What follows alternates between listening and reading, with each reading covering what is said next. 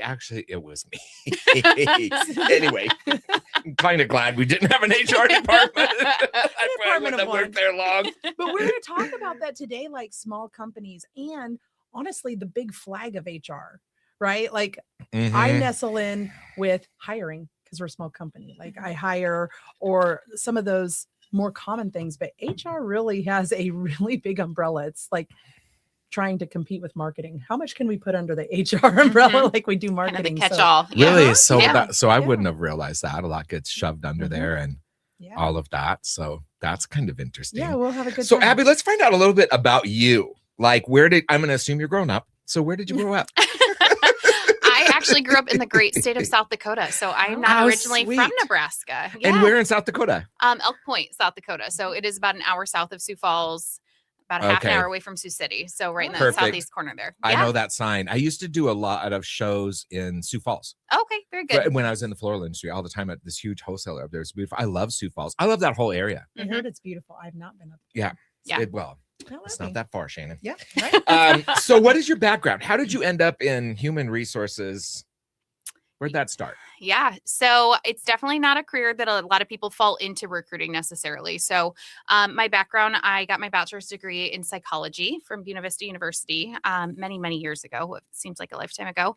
And after that, I moved to Omaha on a whim. When you're shortly graduated from college, the College World Series and the zoo was enough to sell me on the idea of moving to Omaha, Nebraska when you were 22 years old. So I moved to Omaha. I originally planned on being an occupational therapist was my game plan. And I got a job that doesn't necessarily, science was not really my thing. So instead I landed a job as a receptionist at a recruiting agency up in Omaha.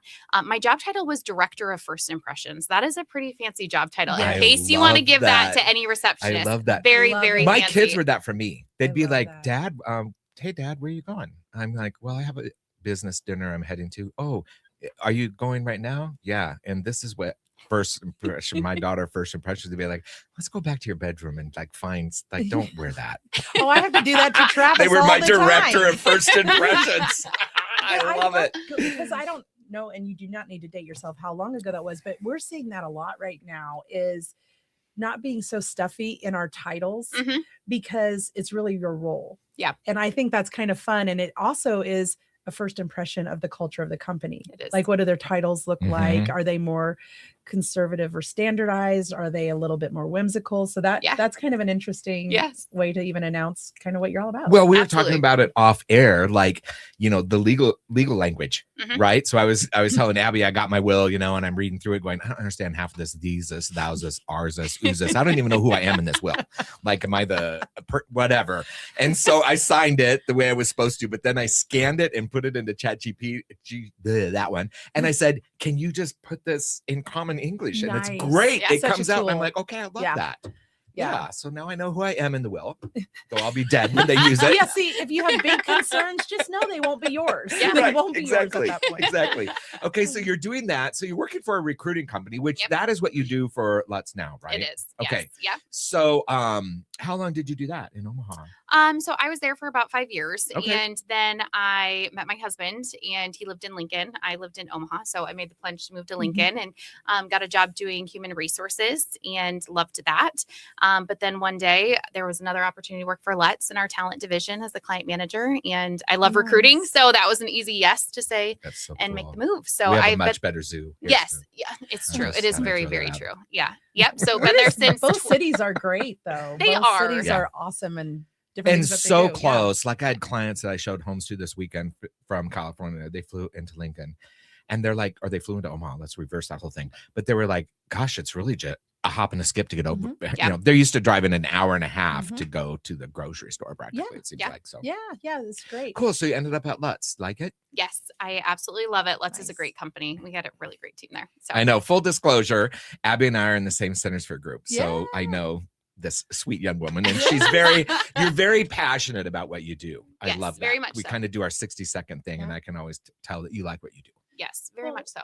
Well, everyone wants to love what they do and where they work, right? Like we spend so much time at work. It's important to enjoy what you're doing, and helping people be a part of that is really, really great. So what does so you told us your title now, but what really in the talent division? So what do you do when you say recruiting? Are you just on the phone all day? Is it the leads come to you by web? You go out to companies. What does the average Abby day look like? Yeah, very good. Once you get to work. Fair enough. Yeah, Okay. you don't want to dig into my coffee or anything else. I'm assuming you took a shower and ate. Okay. All right. Fair enough. Well, let me give you a little bit of a background in history here because I think that'll paint a really good picture. So Lutz originally started off as a very traditional accounting firm many, many years ago. The talent division spun off about 10 years ago when we recognized that companies were having difficulty hiring accounting and finance professionals primarily. So Lutz Talent was started in that regard to not just help Lutz hire accountants, but to also help our clients that we were working with. They were having difficulty hiring accounting and finance professionals. So talent spin up essentially. So my job as a client relationship manager is to meet with companies, ABC company, for example. Maybe they had a 30-year office manager who's been there since the start of the business. And after 30 years, she has earned her right to retire. And ABC company now has no idea what they are going to do and how are they going to overcome this and how are they going to fill that gap. So I get to spend a lot of my time meeting with companies like that and digging into the details of what exactly are the responsibilities of this person, who's going to be a really great culture fit. So meeting with those businesses. I also spend a lot of time talking with candidates that are on the market for new roles and hearing a little bit more about what they're looking for. But then also talking with candidates. Most of the individuals that I actually work with are people that are perfectly happy in their roles. They're not on the job market. They're not searching for a new opportunity, but maybe we tap on their shoulder and convince them that maybe there's something a little bit better out there for them. So something different. Yeah, exactly. So we get to kind of play the matchmaker game between those two. And I love it.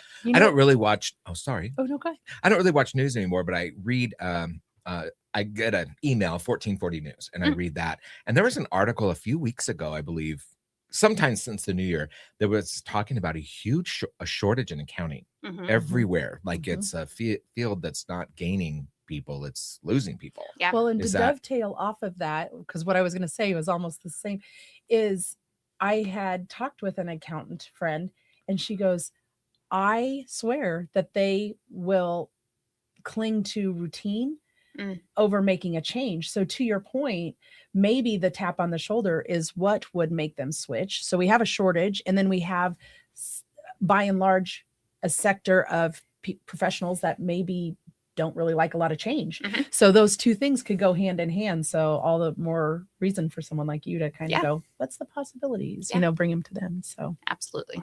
So you do quite a bit there. So, I mean, you're going out and talking to, so I didn't listen to all of your presentation at Centersphere, obviously, because I was sure I was distracted by somebody. It wasn't my fault.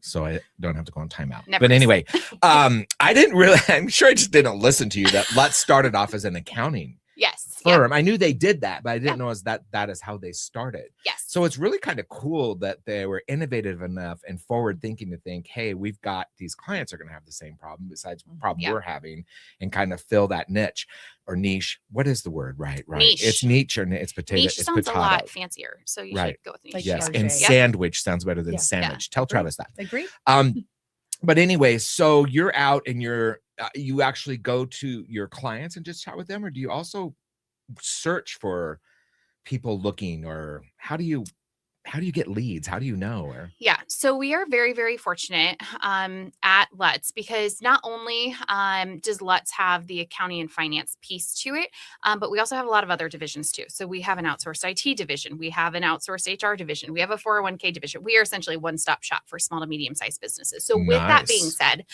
we have a team of 350 people that are constantly talking to our clients in the area, and they'll naturally just bring up in conversation,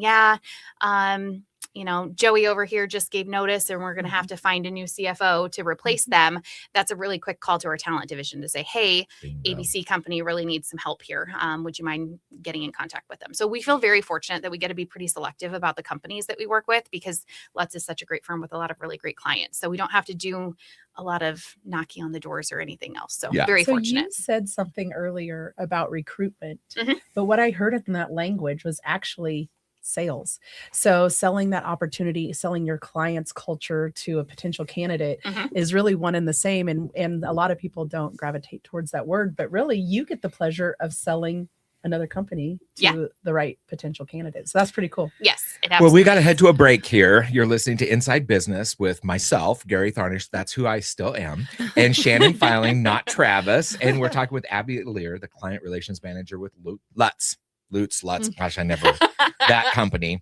And we're going to be right back. Stick with us. We're going to talk a little bit about why hiring is harder than it looks when we come back.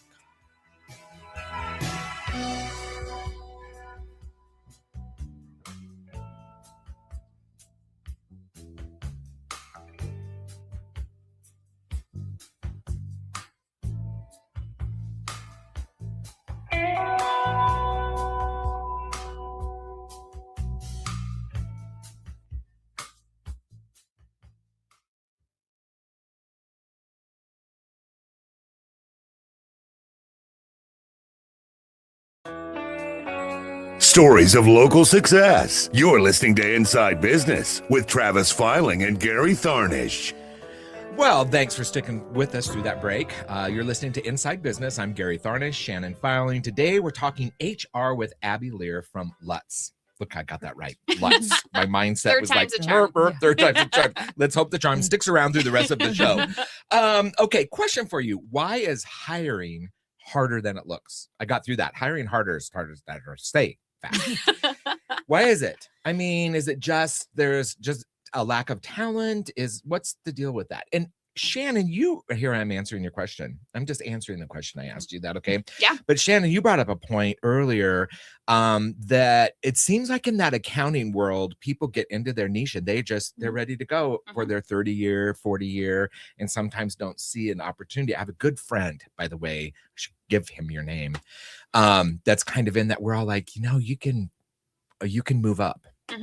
Yeah. Is that part of why it's harder? It's like, what I bet you don't have any challenges, but if you did, what would they be? Oh boy, that would be hard to make up some challenges, Gary. I think there's a lot of different reasons, right? I think a lot of places when they have a new need, they will just sit there and post a new job on Indeed. And as you guys can imagine, they get right? Frustrated. Like, yes. There's going to be, if you post a role on Indeed, depending on what the role is, there's going to be hundreds of applicants that you have to deal with from there, right? And their qualifications are like, I bust tables and I drive for Lyft. Yes, and I could be a CFO because I know how to bust tables.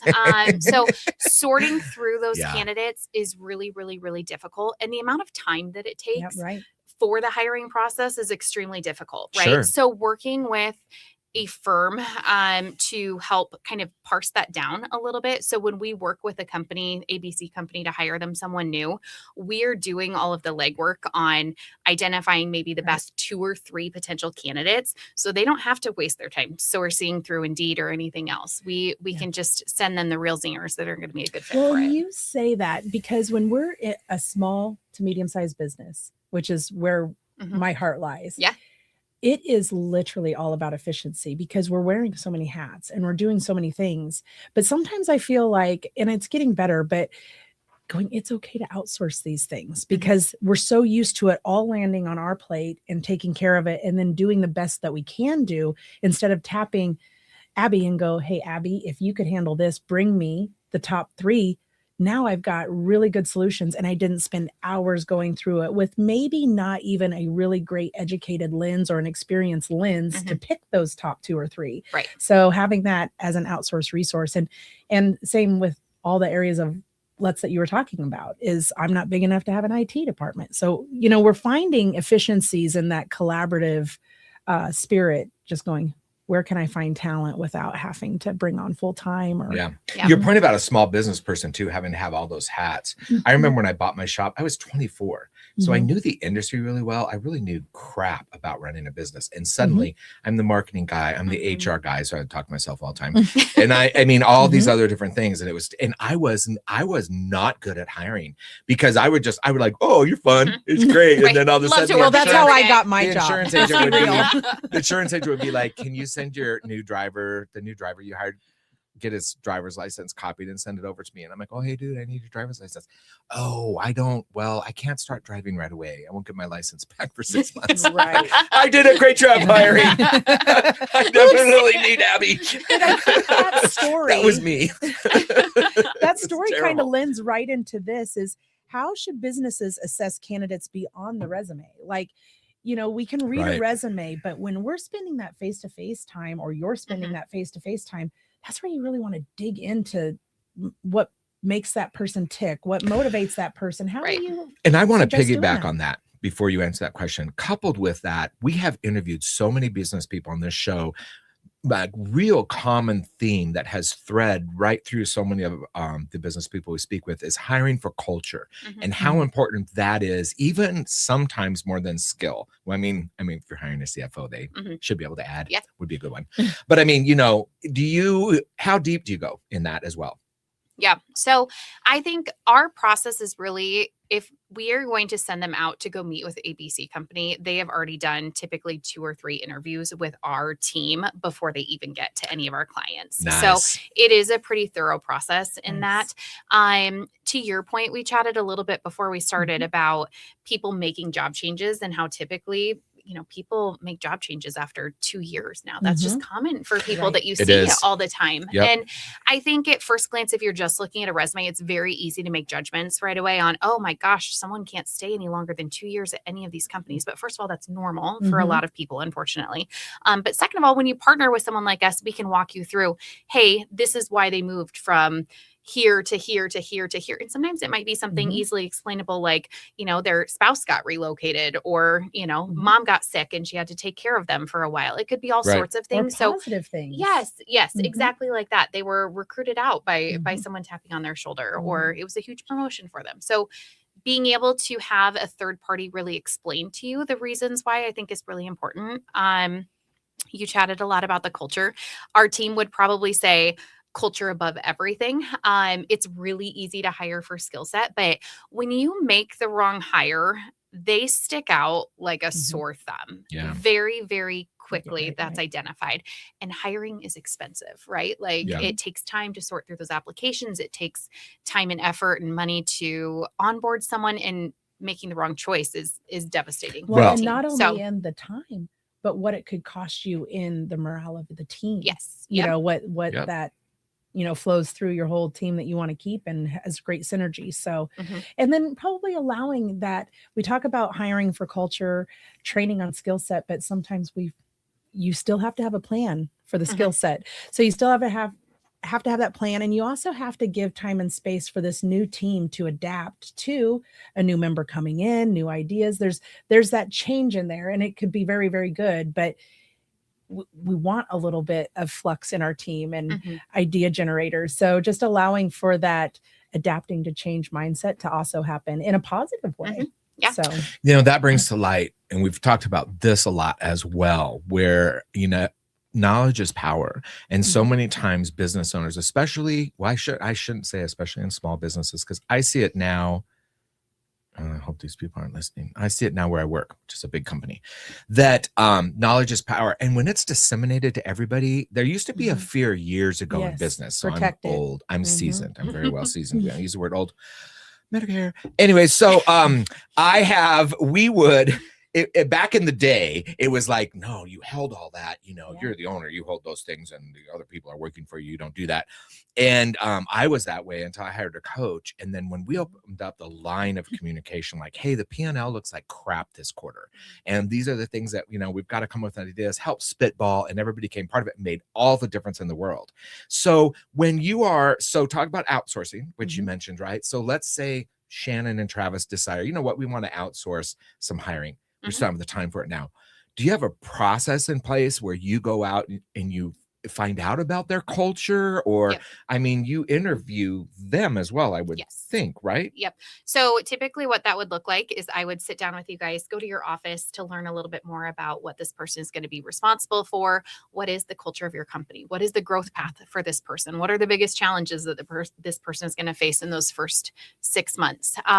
Really getting a great idea for who you're looking for. And naturally, after doing this for so long, right? Like I I'm painting a picture in my head as we go. Already. Yeah. Yes. So from there, we have a team of 11 in our talent division. So we haven't chatted too much about that, but we have 6 client relationship managers like myself.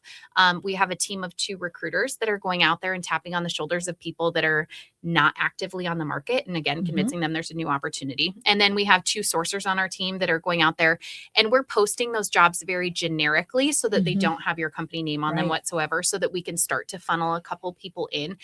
So our sourcers are interviewing those candidates that are actively applying for our jobs. So afterwards, after learning about your role, I would go back and explain to our team what we're really looking for in this individual. Our recruiters would start to recruit. Our sourcers would start to say, hey, which people do we have right now that could be a great fit?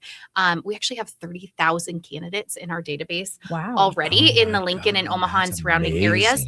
And they're not just accountants, because we do anything from HR, office admin, marketing, and engineering as well. So that's our whole entire database of folks. It's impressive. It is. Yeah. And all the more reason to partner with. Yes, exactly. Because most of those people aren't on the market right now. So from there, I would dwindle it down to probably the top 2 or 4, and then chat with you a little bit more about why I think those people would be a good fit after those candidates agree that's a really good opportunity for them. So then I'd help with everything from scheduling interviews for you, debriefing afterwards, putting together an offer, coaching on counter offer. The list goes on and on. I'm never bored. You know, for those that are listening, I would love for them to know that there is a solution like Abby's solution out there. But say you're listening to this and you're looking for a takeaway, just thinking about asking yourself those questions. What is our culture? Because I bet you money you ask those to certain people and they haven't asked themselves that. It's that moment to stop, think, and evaluate. So if you're listening and taking away, just taking some time with yourself and planning and asking those questions are super important. Yeah. Well, you're listening to Inside Business with Gary Tharnish and Shannon Filing. We're talking today with Abby Lehr, Client Relations Manager with Lutz, and we'll be right back. Our next segment is 5 takeaways, which is an awesome segment. Stick with us.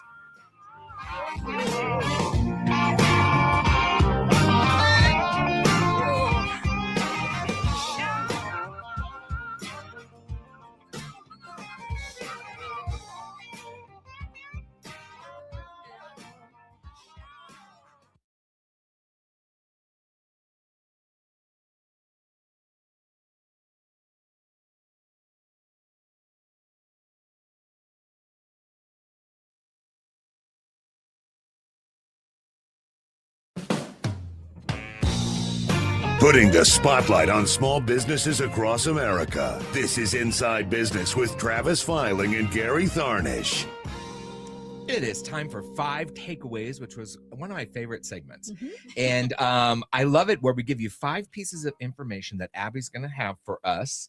And listeners, you can take away from this interview, hopefully 5 things you can adapt or integrate into your business right away. It's just a great segment. I really like it a lot. And so Abby, you're going to give us your first piece of advice, one takeaway. Oh boy, that's a lot of pressure, guys. I would say that one of my first takeaways would be to... Okay, thank you so much. What would your... I'm kidding. Sorry. Just trying to lighten the load. I deserve that. It's okay. It's okay. No, it was too cute. I'm glad you have a good sense of humor. We try to do edutainment here, so go ahead. Sorry. I'm going to get in so much trouble for that. I would say that my first takeaway would be really to understand what your need is, and getting everyone aligned on the same sheet of music.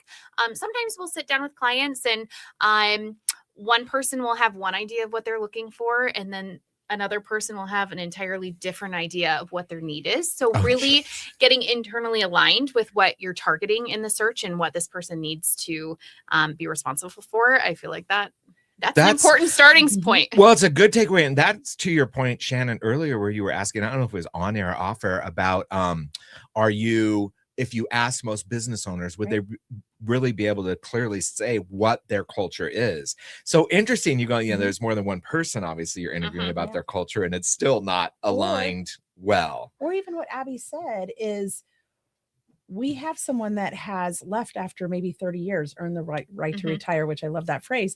So that happens. But when Barbara retires, Barbara's done a lot of things, but maybe we need to now look and go, is this really what we need? Or do we need, for expansion, do we need 2 Barbaras because the skill set's different? Or do we need to realign the whole team for efficiencies? So I think when those change up happens, it's a great time to put it all mapped out to go, well, what do we really want? And I think sometimes we well, we got to replace this one position, and that one little unicorn has just been assigned stuff, and adapted as best they can. But if we really want to look at it, those skill sets are 2 different things. Right. And maybe they need to be 2 different things. So that expectation that somebody's going to come in and be able to do all these things well will set themselves up for failure, and our expectations will be dashed. And to that point, I have a friend at a company where there's 3 different shifts, and all of a sudden this company is coming to everybody, hey, these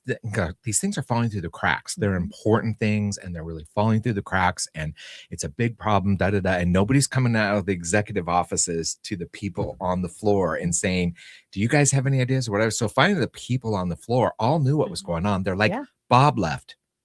Bob's been here for 40 years, and he worked the 11 to 7 a.m. shift. And guess what?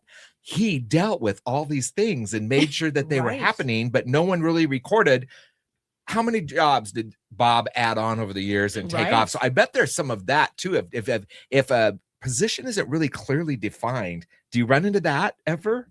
Very much so. Yeah. Yep. And we kind of chatted a little bit on, sometimes you have these people who have just collected all of these weird job responsibilities over the years. And there's probably not going to be anyone that can exactly fill exactly what Betty Lou was doing. Right. But if you do some pretty great strategic workforce planning here, maybe there's a better way to slice and dice Betty Lou's job and elevate it in the future. Right. Absolutely. Yeah. Right. And that's something you can find in your interview, which is great. Like Abby said too in the break, is having that outside perspective to be able to ask the questions and have that clarity, because I can tell you I am the worst when it comes to my business because you're so close to it, you know? Yeah. So perfect. Well, what about takeaway number 2 people should know with your expertise? So we already talked about it a little previously, but hiring for culture. Again, someone can be taught anything. I'm a firm believer in that, but making sure that you get the right culture fit long-term.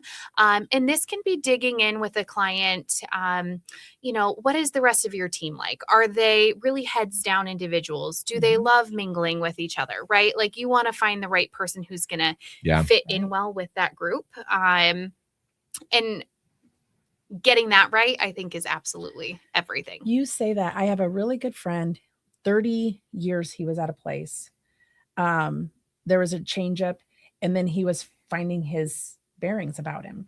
And he went to another place, and he goes, oh my gosh, I missed all the chaos and camaraderie. Yeah, I always say that wrong. So I did good. But he goes, everyone worked from home. I was the only one that came to the office, and I missed that. And so then he changed within like 90 days or whatever. And he goes, but that's going to look bad on my resume. I said, you learned something. You know that you need that support, that structure, that interaction. I said, that's just finding the right thing. And if you were to interview, just say, this is what I learned during that is I like to be a team player within the team. I best excel there, and I said, use it as a selling point. It's not a negative. You've just learned something.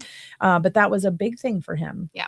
I met with a client the other day who, when we were talking about his culture and what personality would fit in well with the team, he used the phrase, I'm not looking for your traditional Nebraska nice person. And at first, interesting. It was very interesting.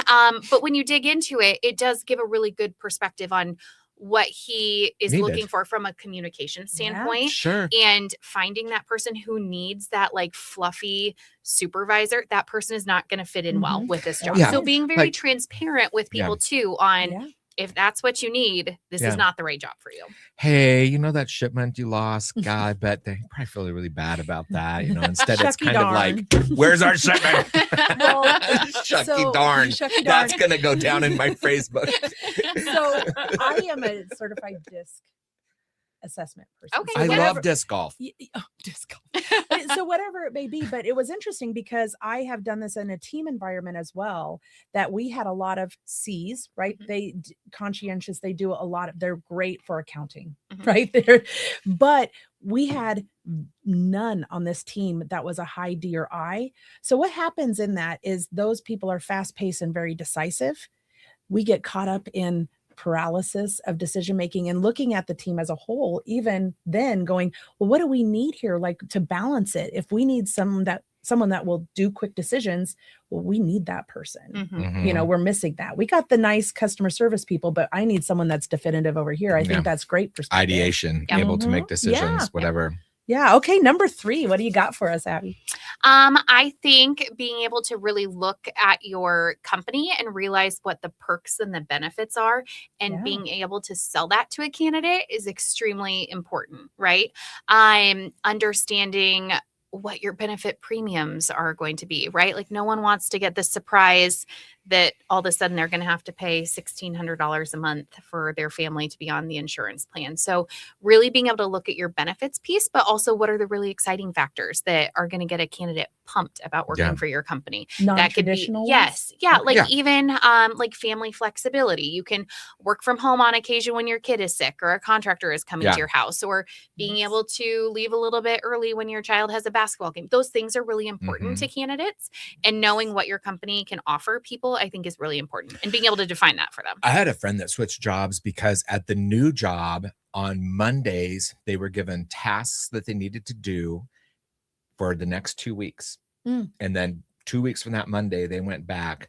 Nothing was, that whole 2 weeks, you can work when you want. You can come in at midnight and work. You can work from home. You can work for 3 hours and take the rest of the day off. The next day, you can work 12 hours. I don't care. But when you come back 2 weeks from today. And he was like, this is fantastic for me. My kids are in sports. We travel a little bit, tons of flexibility. If school's closed for snow, I can stay home and work. See, that is interesting. But to Abby's point, then you would have to have the right candidate, because if you have someone that is not holding themselves accountable, that could get really hairy really quick. Look at my drums. I'm going to play them for another hour or two. If I'm now at the new place, because we just moved, I have a designated office.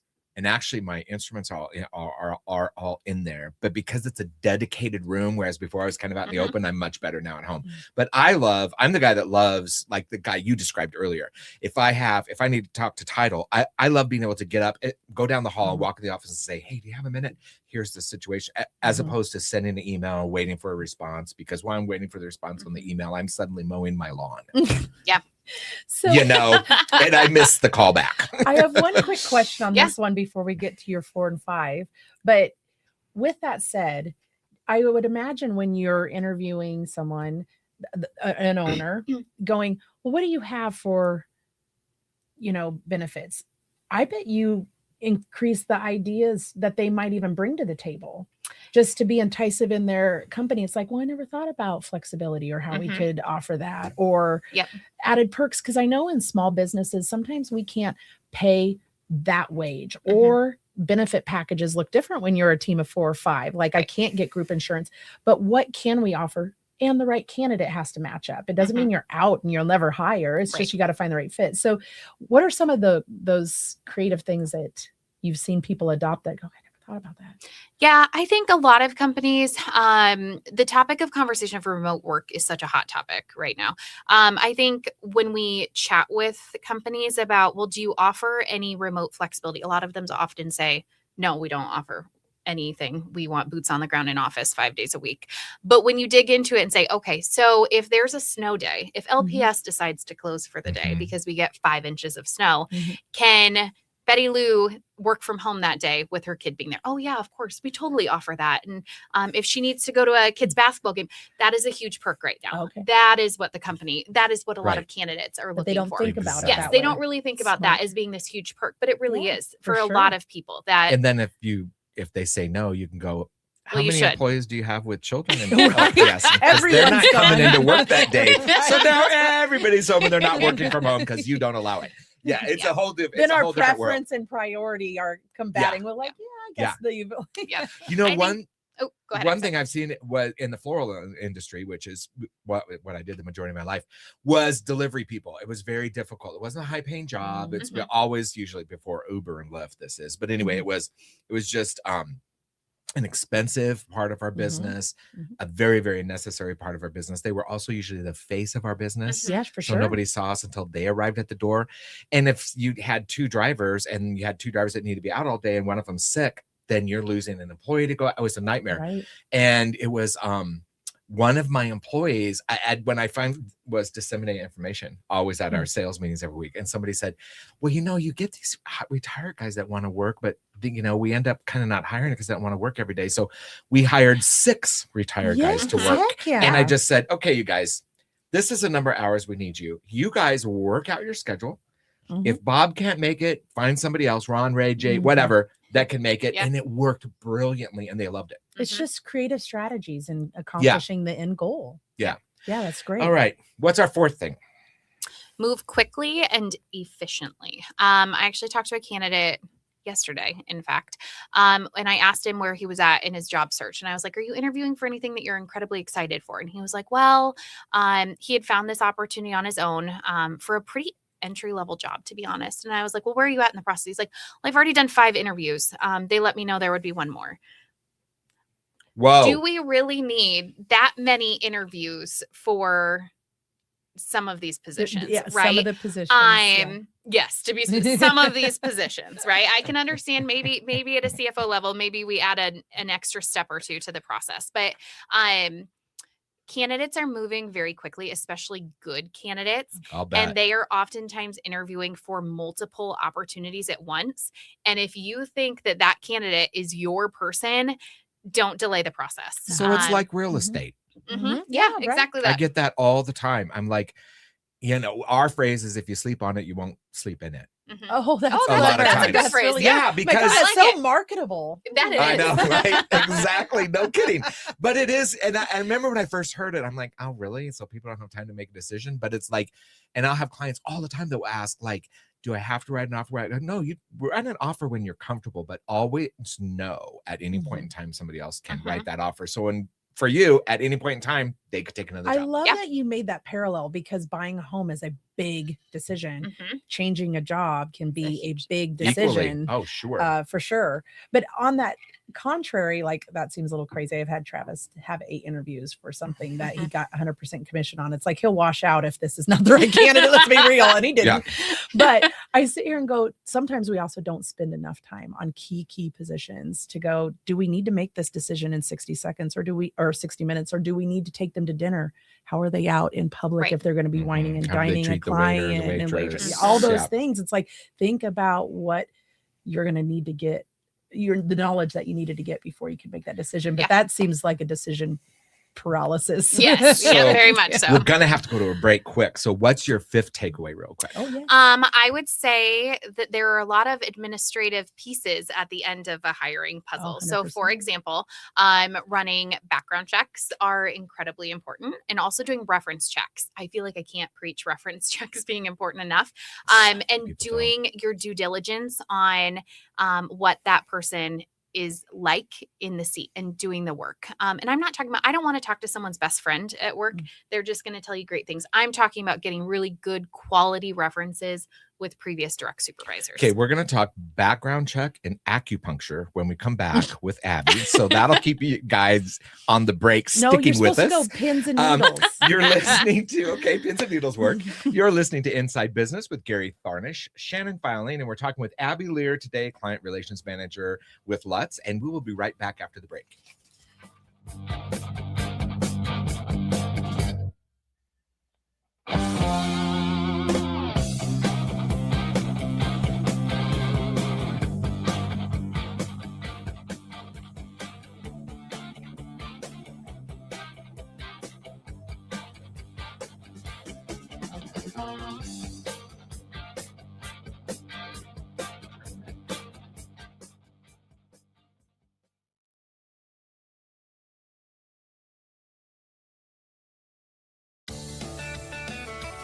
Building business one story at a time. Inside Business with Travis Filing and Gary Tharnish.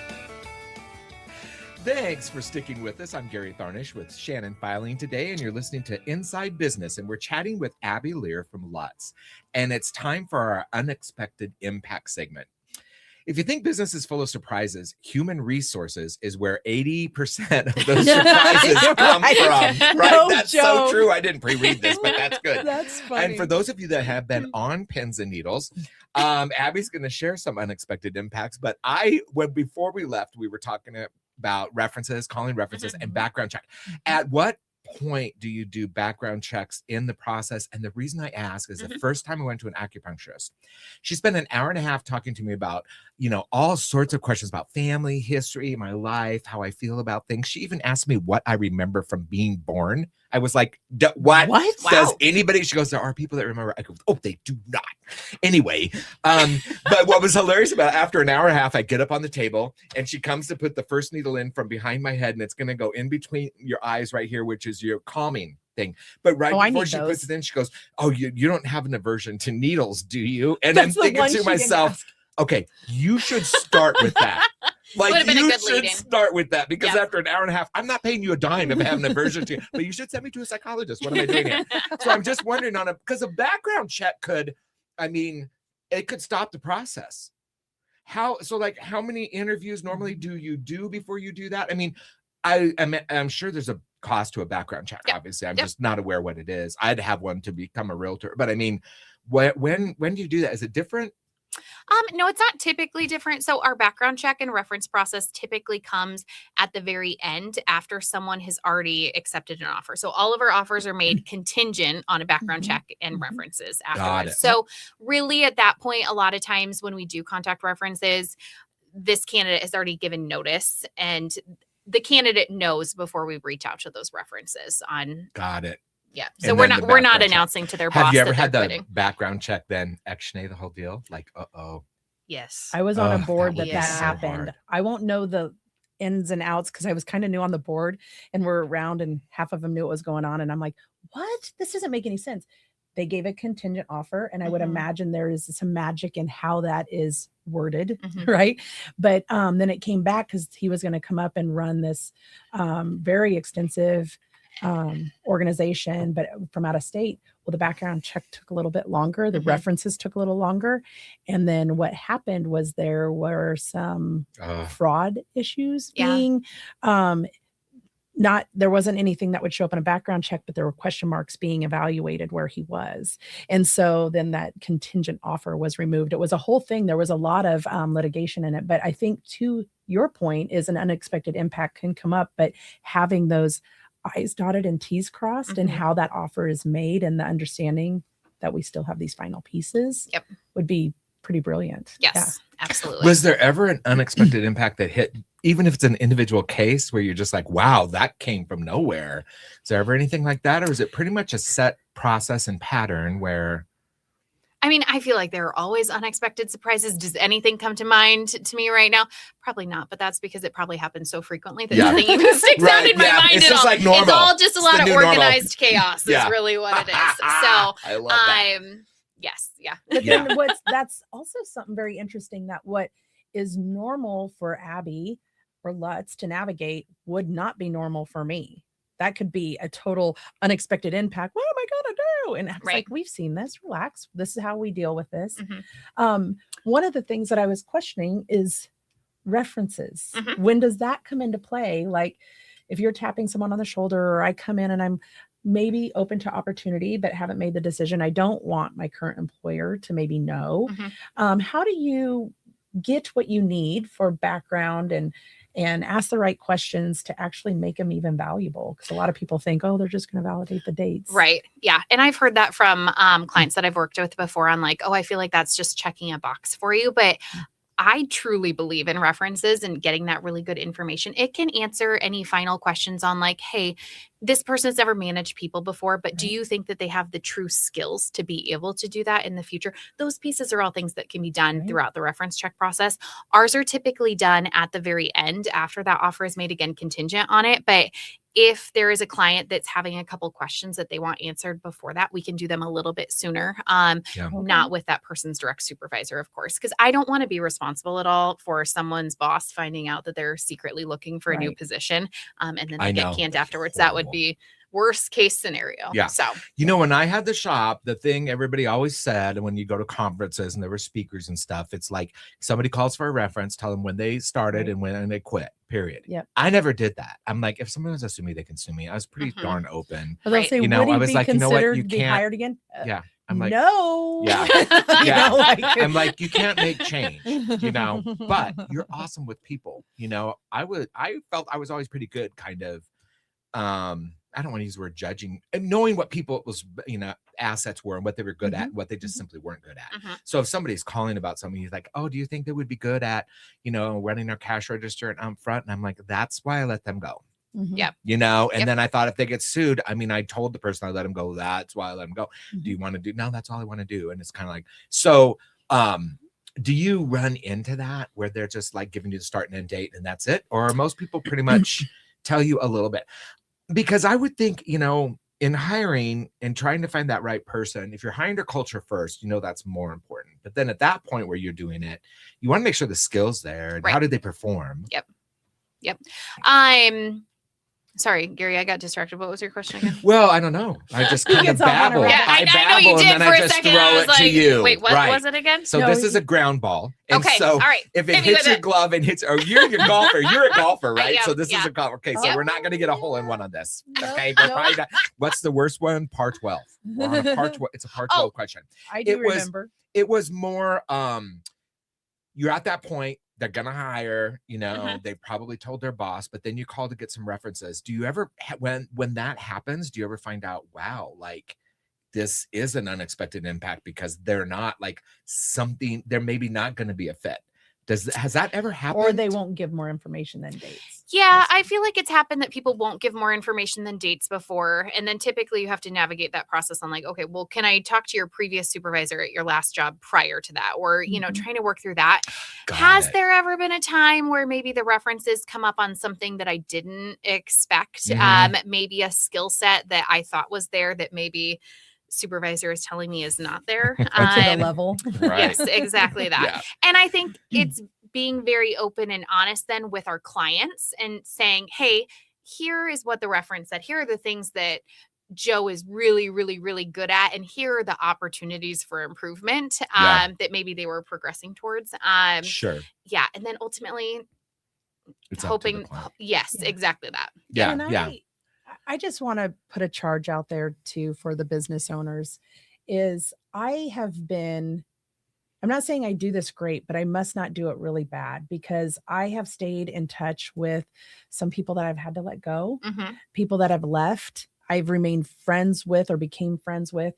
But when I'm asked like a reference, I had a gentleman that he's been to 2 jobs after mine. He's finding his way. He wasn't a great fit for me. He's a great person. It just wasn't a great fit.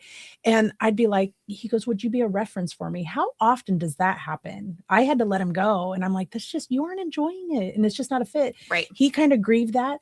But it's like, I have felt so thankful that then I can also say he would be excellent at this. Or you said, you know, they didn't manage people, but could they? Well, I might have a small enough structure that's just not an opportunity, but they want to take that. And for business owners, not standing in people's way for advancement or change also allows you and your organization to bring someone new in too. And so just having that mindset as a business owner going, stability isn't consistency always. Like, you know, we can have some change up and really create some good things there too. Yeah. Absolutely. Just because, yep, go ahead. Well, you know, and as the business owner, I'm going to be much more apt to talk more than just dates. If I know that, hey, they've already got the job, they put in their notice here. I know, you know, I'd be more apt to share some information as well.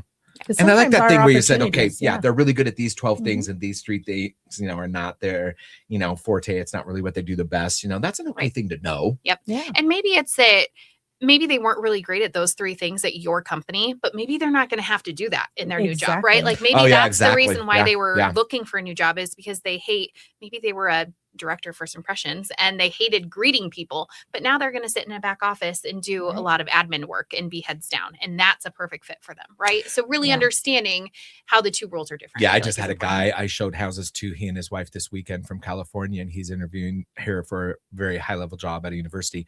And it was interesting chatting with him. And he goes, well, I took this job I took a job as an administrator 3 years ago. It was a much bigger position than what I'm applying for now, but I hate it.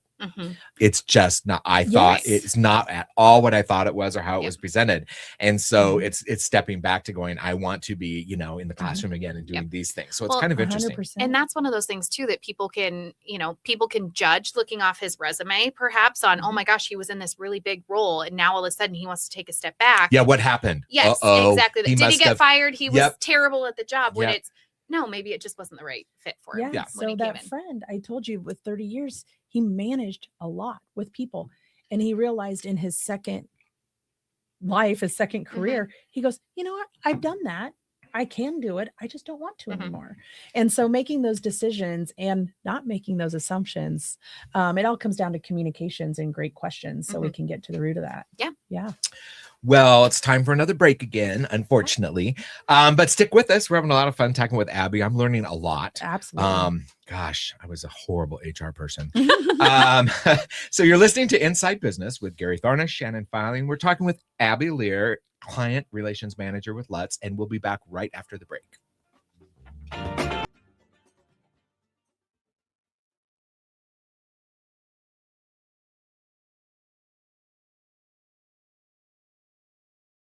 Entrepreneur, where small business owners tell their story. Inside Business with Travis Filing and Gary Tharnish. Thanks for sticking with us. I'm Gary Tharnish with Shannon Filing today, and you're listening to Inside Business. We are talking HR with Abby Lehr from Lutz, and it's time for This Needs an Adjustment. HR is all about constant adjustment when you're dealing with people. Nothing ever goes according to plan. Really? So they're like kids. And sometimes you need to make a shift. So Abby, tell us something in your department that needed an adjustment, or how you recognize the problem and what you did to get things back in line. Or maybe even, for example, like we've been talking a lot about the client, what's the client's need are, the process, but how, you know, do you help prospective employees a little bit with like, hey, your interview's coming up and these are some things that you might want to think about? Is that part of your process at all? How do you know, so people that are listening that are thinking maybe of coming to talk to you and they're a candidate to get a new job, can they expect some help in that area? Or yeah, they absolutely can. I think that some of the tools that we help with from the candidate side is helping them with their resume layout and making sure that they're taking credit. Sometimes you're in conversations with candidates and they're walking you through what they've all been responsible for. And you're like, where on earth is that on your resume? Because that is incredibly impressive what you're doing right now. So giving them some trips and tips and stuff on how to adjust their resumes is really helpful. We also do interview prep with candidates before they're going in to meet with any clients. I don't know if I have ever spoken with a candidate. In fact, I was prepping someone for an interview earlier before I came in, and she was like, I'm just a little bit nervous for my interview. And I'm like, I think it would shock me if you didn't say that, right? Like no candidates ever tell me, I am so excited to interview for this job today. No one I'm bringing ever a feels six that pack. way, right? Like, yes. So giving them a little bit of comfort and support in what they can expect during the interview, and giving them an idea of who they're meeting with, what their personalities are like on who they're going to be meeting with, helping them to really dig into some great interview questions so that they can get as much out of the interview process just as much as the client is, right? It's a two-way interview. It goes both ways. I would do that when people forget that it is a two-way interview. It is. Yes, I was going to bring that up, but I was also going to say at a point in my business career where I started realizing people were nervous when they come in, because I finally thought about what it was like for me when I interviewed, because I hadn't for 20 years. I've been running a business, and I would usually start off the interview with telling something, letting them know really how stupid weird I am. And then it would be something, you know, like, oh, I just had to deal with a lady that called just because I almost ran her over in the van. I don't know what she's upset about, but, and then we start the interview because it would just relax the conversation. Yeah. You don't always know that a boss or interviewees are going to do that, but when I would have, and I hired a lot of, well, Shannon worked for me. Yeah. So I hired a lot of high school and college students. And sometimes they would talk to me like, hey, give me some suggestions. You know, I'm interviewing or whatever. And I said, you'll be nervous. That's natural. But also realize that the people that are interviewing you are also human. They make mistakes. For sure. You know, they want to know who you are. And if you're worried about, I've got to be perfect and the exact perfect candidate, you're possibly going to come across that way, and they're going to be like, I saw the fake Shannon, not the real Shannon. That's exactly it. It's like, don't be perfect, but be wonderfully authentic, you know, but do practice. Yeah. I mean, do practice. I've had one of my first questions is, tell me what you know about my company. Mm-hmm. Because if you haven't even cared to do a little Google search, that tells me a lot in question number one. Yep. And what I've had is a bounce back, and they'll say, well, I just would like to hear that from you. Mm-hmm. Well, I know my company, but to me that indicates that this is going to be okay, this is a roll the work up sort of thing. Mm-hmm. You didn't even do a little bit of the work. You're rolling it up to me now to tell you about my company. Mm-hmm. That's just such a simple ask. So what is the learning behind the question or the activity? So being prepared really is one of the things that you could be really good at. These aren't trip up things. You can prepare yourself. Right. You can practice. These give you a lot of control over what happens in that interview. Yeah.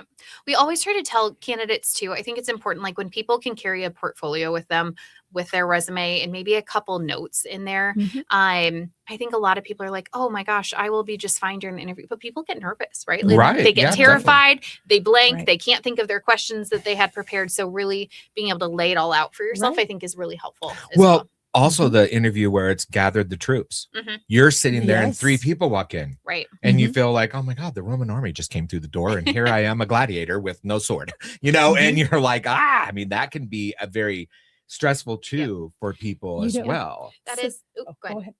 That is a topic of conversation that sometimes we do with our clients. Like there is a really good method of interviewing on maybe 1 candidate and 2 potential hiring managers in the room, but the panel interviews, when you have like 4 or 5 people against 1, that can be really intimidating for people. And you're not going to get someone's authentic personality during that meeting either. So I, like you mentioned earlier, if you're on the fence a little bit, taking someone out to lunch and just having a little bit more of a casual conversation with them and taking them out of that very traditional interview can give you a really good idea of who that person is at their core. So I was thinking, we were just speaking in the break about my son, and he's sometimes listens, sometimes not. But when he went into his interview for the union, because he's an industrial electrician, to get into that program, there was 7 seasoned men across that table, and he had a friend that did this too.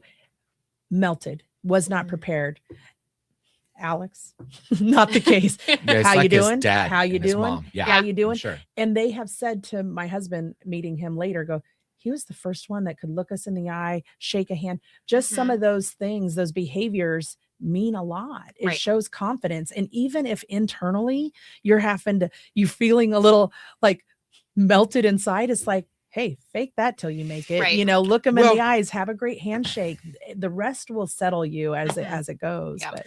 And one of you said it's a 2-way street. And I think that is forgotten so many times with people that are being interviewed for the job, where you're not realizing you need to ask as well things. And it's okay to share things at your previous job that it was like, this was a difficult challenge for me at my previous job. It's one of the reasons, or it's one of the reasons I'm looking for a job, and making sure that you're going to be satisfied when you go there, because they're going to love that, especially if it's like, that position, maybe not, but you know what? You would be great in this position over here. I mean, going with you, you've probably figured that out ahead of time.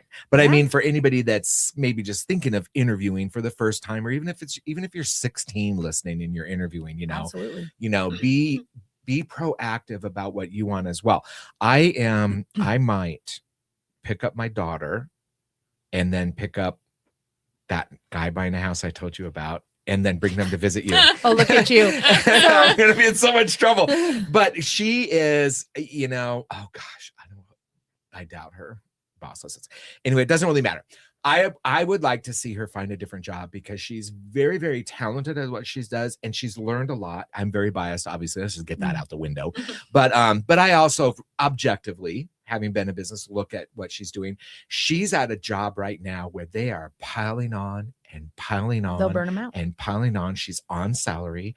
3 full-time people that were the Betty Lou's we talked about, been there 30, have quit. And those 3 people's jobs have been given to 2 young employees under 30. So I find her working. I'm like, what do you mean you worked 55 hours last week? What do you mean you can't go for lunch Saturday because you're working? You're on salary. Right. Well, I got all this. And I'm like, okay, so that stops today, because that doesn't benefit the company you're working for. It doesn't benefit anything. But she is very nervous interviewing.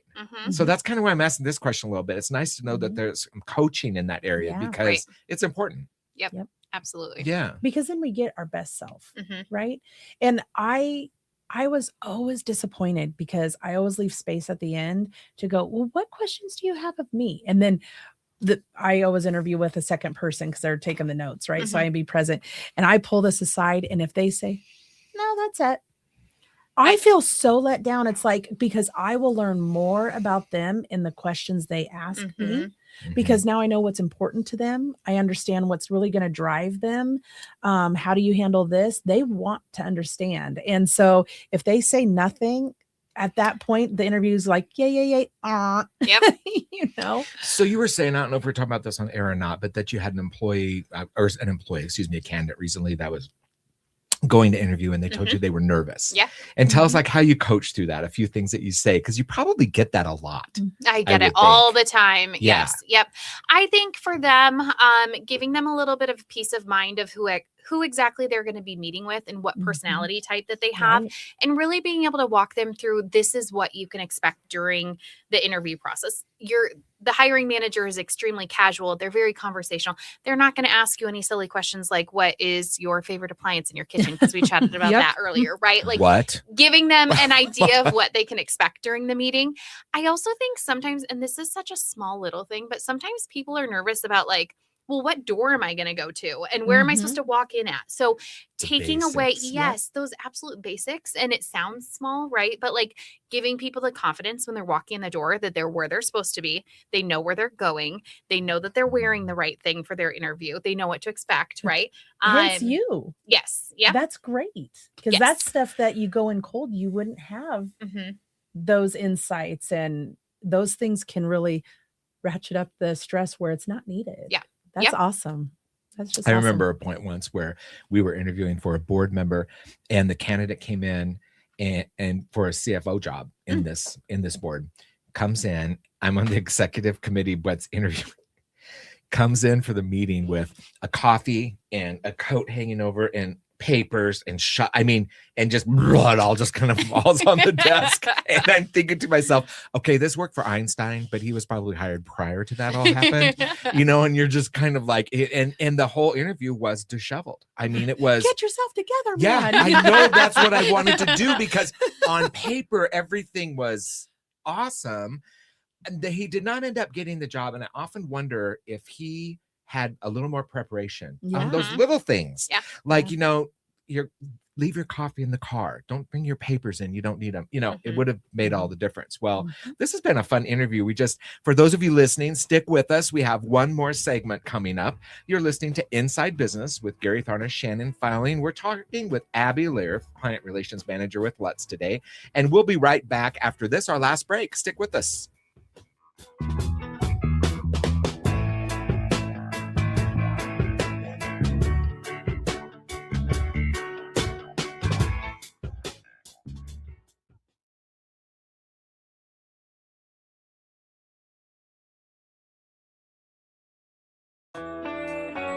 Where real business owners talk real business.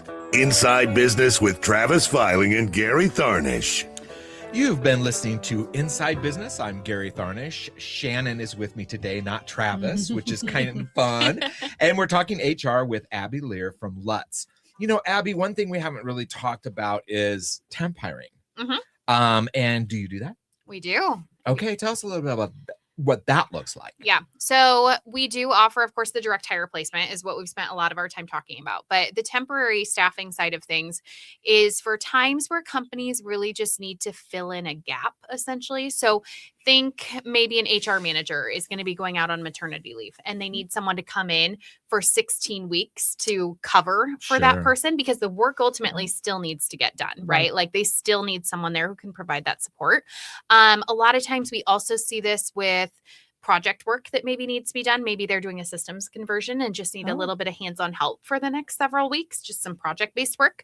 Other times though, this comes in where maybe they have, we've talked about Betty Lou many times today, who we've just made her in the room, basically. And Bob once. So So maybe Betty Lou has now given her notice, and it's going to take a couple weeks before they find the right permanent direct hire fit. So maybe they just need someone to come in to do the work temporarily until they get the right permanent hire. So we can do that as well.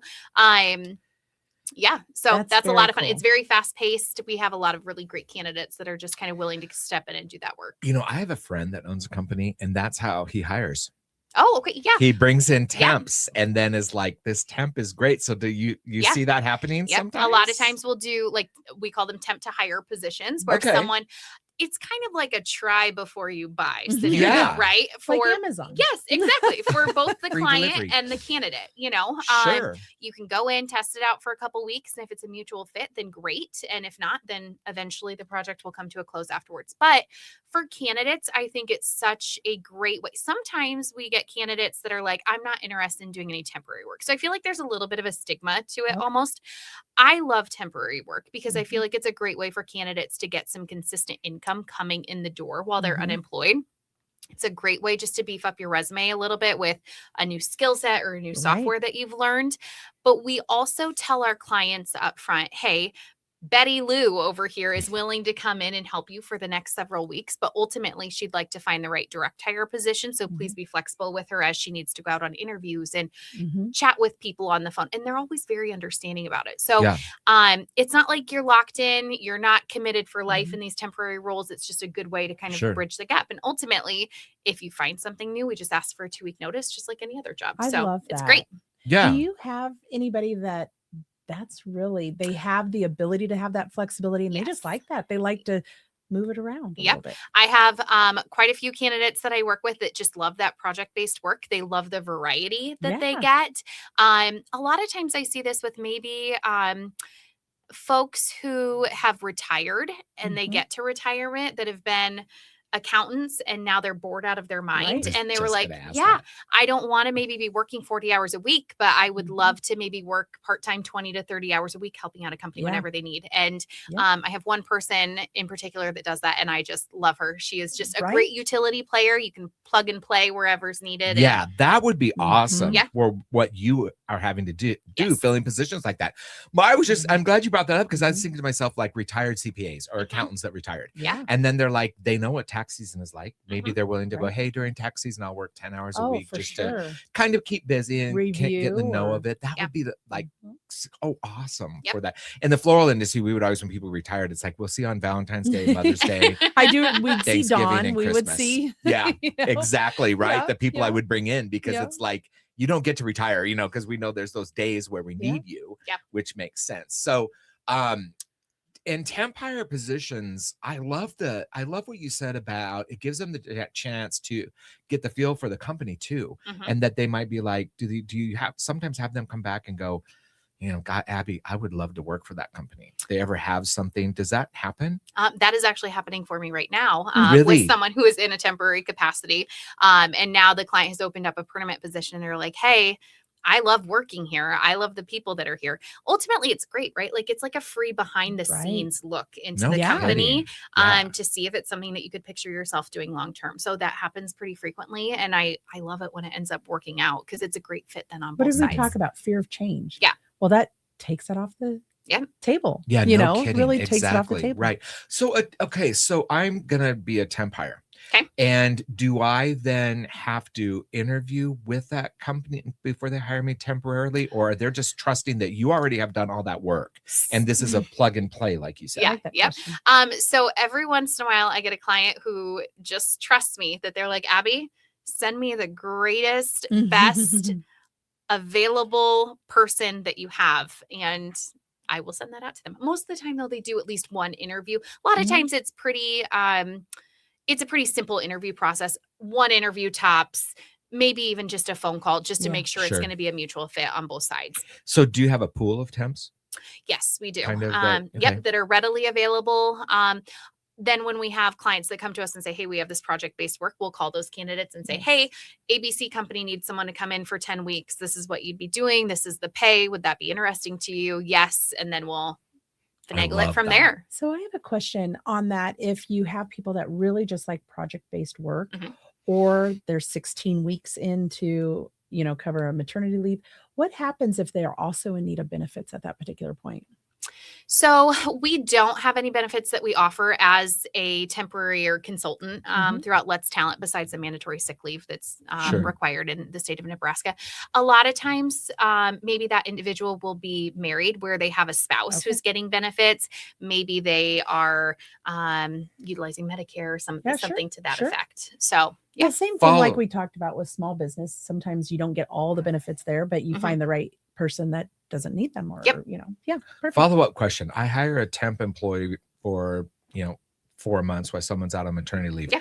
Am I with this new law required to pay them sick leave? So they are actually so if we have a temporary that's working at ABC company, they are on our payroll as a Let's W-2 employee. So we are responsible. Wow, that's a whole new thing. Yeah, yep. So it is kind of nice because then we pay those employees on a weekly basis and then we bill the client on a weekly basis. So it works out great. Perfect. That does. Yeah. So we're finishing up here where I'm sad. I could talk to you all day about this. It's so interesting. But we're finishing up. So let's say I'm thinking, I just retired and I love this idea of some temp work or whatever, or just in general, a candidate that might be thinking of moving. I just love this Abby girl. I'm just want to be your friend. Yeah, want to be your friend. So how do they get a hold of you at work? Let's be real crystal clear here. Yeah, yep. Well, our website is lutz.us. They can find me on the website and reach out to me.